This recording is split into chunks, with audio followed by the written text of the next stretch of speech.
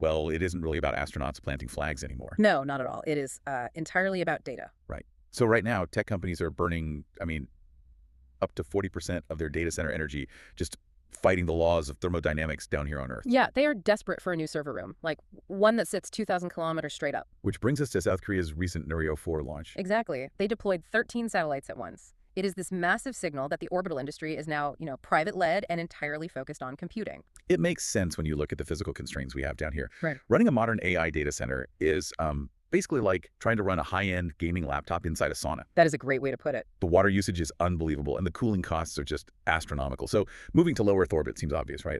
It is minus 270 degrees Celsius up there, just nature's ultimate freezer. Well, actually, that's a really common misconception. Oh, wait, really? Yeah, space isn't a freezer, it is a vacuum. So it acts way more like a giant thermos.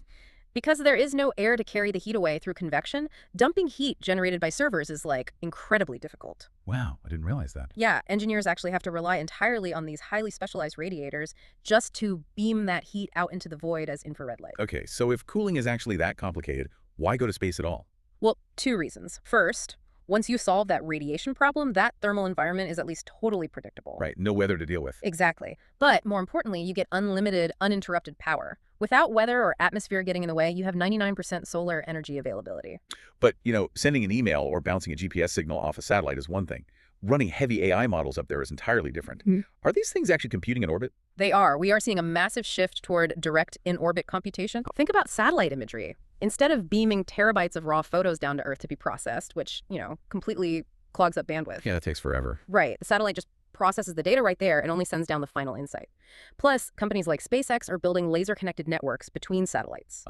Because light travels faster in the vacuum of space than it does through glass fiber optic cables on Earth. You got it. It drastically reduces latency. So they are bypassing terrestrial cables entirely.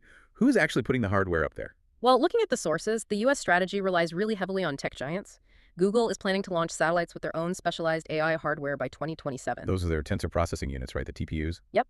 And companies like StarCloud are putting NVIDIA H1 chips straight into orbit. Okay, so if the U.S. is treating orbit like an extension of Silicon Valley, what is China doing? Moving incredibly fast. And just to impartially report what is in the source material here, they already have a 12-satellite cluster doing real-time analysis over cities like Guangzhou.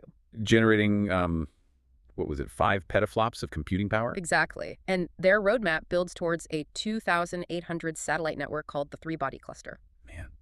Scaling from 12 satellites to thousands of supercomputers in orbit brings us right back to the energy problem. It does. Solar panels are great, but powering a global AI brain in the sky over the long term is going to require, astronomical amounts of power. Precisely, which is why these superpowers are already looking 240,000 miles further out, straight